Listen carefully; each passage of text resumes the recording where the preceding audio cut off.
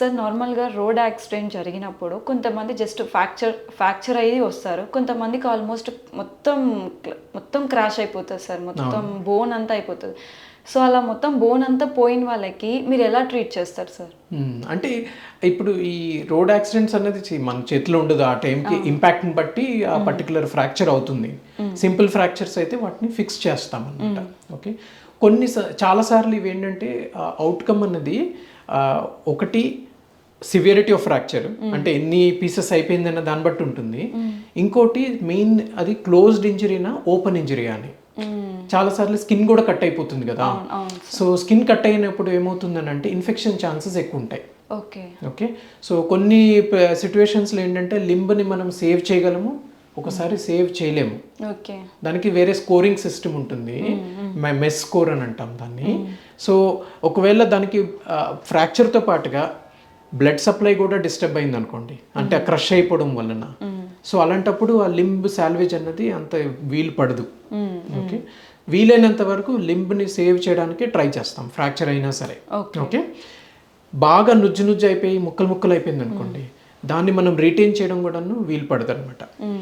Temporary మెజర్గా అంటే basically first దీనికి ఒక ప్రోటోకాల్ ప్రకారంగా మనం ట్రీట్ చేయాలి.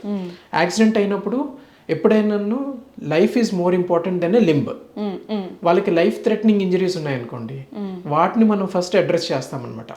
ఫర్ ఎగ్జాంపుల్ బ్రెయిన్ ఇంజరీ కానీ, చెస్ట్ ఇంజరీ, లేకపోతే లోపల పొట్టలో ఉన్న అవయవాలకి ఏమైనా డ్యామేజ్ అయ్యాయి అనుకోండి, వాటికి ఫస్ట్ ప్రయారిటీ ఇచ్చి, లింబ్కి ఏమిటంటే అదంతా పేషెంట్ రికవర్ అయిన తర్వాత ప్రాణానికి రిస్క్ లేదన్నప్పుడు limb salvage. Life salvage is more important then limb salvage. అది మేక్ సెన్స్, అంతే కదా. సో మనకి లైఫే లేనప్పుడు లింబ్ ఇంకేముంది కదా. సో లింబ్ సాల్వేజ్లోనే ఏంటంటే సింపుల్ ఫ్రాక్చర్స్ అనుకోండి, మనం పేషెంట్ ఎప్పుడు ఫిట్ అయితే అప్పుడు ఆ ఫ్రాక్చర్ని ఫిక్స్ చేస్తాం. ఫర్ ఎగ్జాంపుల్ బోన్ బాగా క్రష్ అయిపోయింది, చాలా డ్యామేజ్ అయింది అనుకోండి, అలాంటప్పుడు టెంపరీగా మనం ఏంటంటే ఆ లింబ్ని స్టెబిలైజ్ చేయడానికి ఎక్స్టర్నల్ ఫిక్సేటర్ అని ఉంటుంది. అంటే బయట నుంచి పిన్స్ లాగా వేసి స్టెబిలైజ్ చేస్తాం అనమాట. ఒకటి దాని వలన పెయిన్ రిలీఫ్ ఉంటుంది, ప్లస్ టిష్యూస్ హీల్ అవడానికి కొంచెం హెల్ప్ చేస్తుంది అనమాట. ఇండివిజువల్ కేసుని బట్టి వీ హ్యావ్ టు డిసైడ్ అనమాట.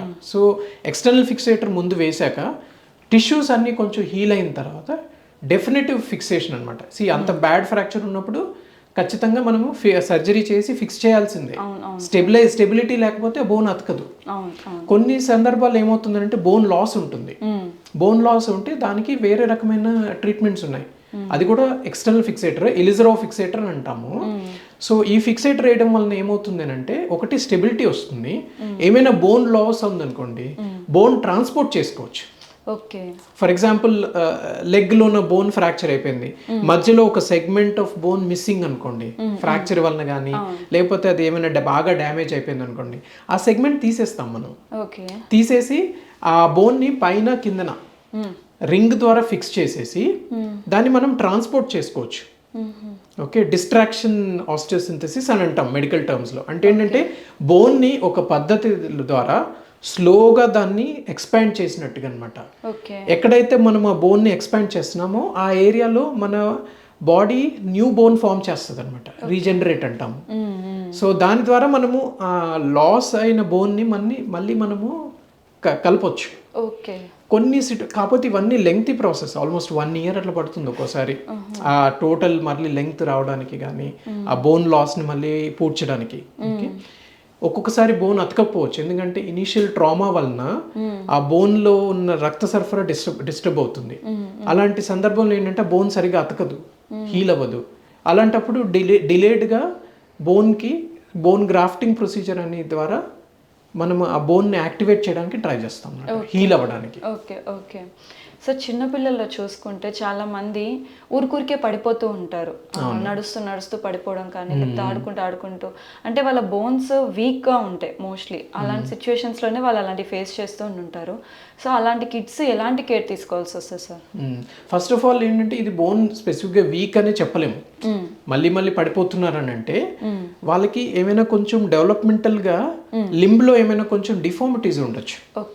కొద్దిమంది ఏంటంటే కాలు కొంచెం ఇట్లా బయటకు అనుకొని నడుస్తుంటారు, ఇలాగా ఎక్స్టర్నల్ రొటేషన్ గేట్ ఉంటుంది, లేదంటే ఫ్లాట్ ఫుట్ ఉంటుంది.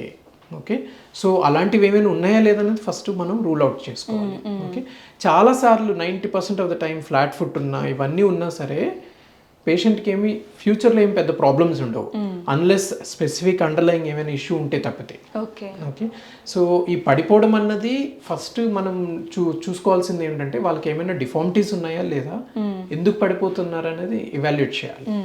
అది కాకుండా ఏంటంటే వాళ్ళకి ఏమైనా డెఫిషియన్సీస్ ఉన్నాయా, లైక్ విటమిన్ డి డెఫిషియన్సీ చాలా కామన్ అనమాట. ఓకే సో పడిపోవడం వలన తరచూ ఫ్రాక్చర్స్ అయితే మాత్రం that has to be evaluated properly. ఎందుకు అలా ఫ్రాక్చర్స్ అవుతున్నాయి, చిన్న చిన్న ఫాల్కి జనరల్గా ఫ్రాక్చర్ అవ్వకూడదు. కొన్ని కంజెనిటల్ కండిషన్స్ ఉన్నాయి, అంటే పుట్టుకతోనే వస్తుంటాయి. బ్రిటిల్ బోన్స్ అంటాం, బ్రిటిల్ బోన్ డిసీజ్ అని అంటాం. అలాంటి కండిషన్ ఉందా లేదన్నది మనం రూల్ అవుట్ చేసుకోవాలి. సో అలాంటి ప్రాబ్లం ఏమైనా ఉంటే దాన్ని అప్రోప్రియేట్గా ట్రీట్ చేయొచ్చు. ఓకే సార్, నార్మల్గా ఫ్రాక్చర్స్ అయినప్పుడు కొంతమంది కొంతమంది పేషెంట్స్కి రాడ్స్ వేయడం జరుగుతుంది సార్. అవునండి. సో రాడ్స్ వేసినప్పుడు ఎంత టైం లోపల రిమూవ్ చేసేయాలి, కొంతమంది ఇయర్స్ ఆఫ్ రాడ్స్ అలానే ఉంచుకుంటూ ఉంటారు. సో ఎంత టైం వరకు మనం రాడ్ని పెట్టుకోవాల్సి వస్తుంది సార్? ఫస్ట్ ఆఫ్ ఆల్ అడల్ట్స్లోనైతే ఒకసారి ఇంప్లాంట్ మనము ఇన్సర్ట్ చేసిన తర్వాత రొటీన్గా తీయాల్సిన అవసరం అయితే లేదు. ఓకే, అది పేషెంట్కి సైకలాజికల్గా ఉంటుంది, లోపల ఏదైనా మెటల్ ఉంది అన్న భయం తప్పితే ఇన్ జనరల్ ఏంటంటే ఆ రాడ్ వలన తనకి ఏ రకమైన ప్రాబ్లం లేదనుకోండి. ఫర్ ఎగ్జాంపుల్ కొన్ని చోట్లలో ఏంటంటే ఆ స్క్రూస్ కానీ అవి కొంచెం ప్రామినెంట్గా ఉంటాయి. కొన్ని ఏరియాస్ మన బాడీలో ఎస్పెషల్లీ మోకాళ్ళ చిప్ప దగ్గర కానీ లేకపోతే ఎల్బో దగ్గర ఒలిక్రెన్ అని అంటాము, అలాంటి దగ్గర వైర్లు వేసేటప్పుడు ఒక్కోసారి, లేకపోతే క్లావికల్ కాలర్ బోన్ దగ్గర ఎక్కువ సాఫ్ట్ టిష్యూ కవరేజ్ ఉంటుంది కదా, అలాంటి ఏరియాస్లోన మనకి ఆ రాడ్ వలన ఏమైనా స్కిన్ ఇరిటేషన్ కానీ ఇంకా వేరే రకమైన ప్రాబ్లమ్స్ అవి ఉంటే అప్పుడు తీయాలి. Okay, so by and large రొటీన్గా అయితే తీయాల్సిన అవసరం లేదు. It's a patient choice and individual decision అనమాట. ఆ పర్టికులర్ ఏరియాలో ఫర్ ఎగ్జాంపుల్ గ్రోయింగ్ చిల్డ్రన్లో వేసామనుకోండి implants, better to remove it. ఎందుకంటే ఒక్కోసారి అది గ్రోత్ డిస్టర్బ్ చేయొచ్చు. ప్లస్ ఇంకోటి ఏంటంటే చిన్నపిల్లల్లో ఏంటంటే పెరిగే వయసు కాబట్టి తర్వాత ఒకవేళ తీయాల్సిన అవసరం పడినా ఆ లోపల బరీ అయిపోతుంది కాబట్టి తీయడం అనేది ఇంపాసిబుల్ అయిపోతుంది. అదే అడల్ట్స్ అనుకోండి, ఒక హైట్ వచ్చేసాక ఇంకా బోన్ పెరగదు, లెంగ్త్ పెరగదు కదా, సో అలాంటప్పుడు ఉంచేసినా ఏం కాదు అవి. Okay, so by and large రొటీన్గా అయితే అవసరం లేదు. ఒకవేళ తీయించుకోవాలన్నా సరే మనకి ఫస్ట్ ఆఫ్ ఆల్ మనము ఫ్రాక్చర్ అతికిందా లేదన్నది నిర్ధారణ చేసుకోవాలి. ఎందుకంటే బేసికలీ ఆ రాడ్ వేసింది ఏంటి, ఆ ఫ్రాక్చర్ అతకడానికే కదా. సో మినిమం ఒక 1 to 1.5 year టైం ఇస్తామన్నమాట.